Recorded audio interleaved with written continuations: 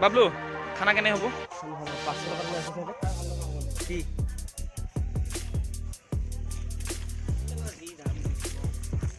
দাম হ'লেও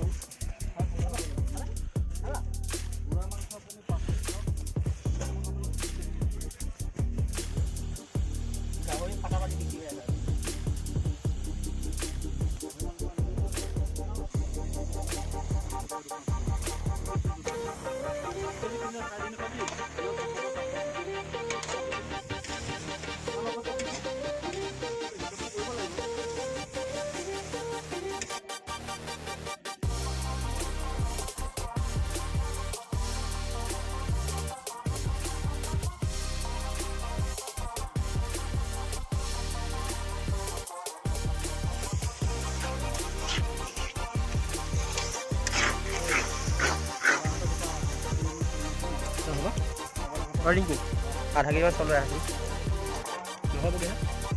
যাওঁ বাইক দুটা গৈছিলোঁ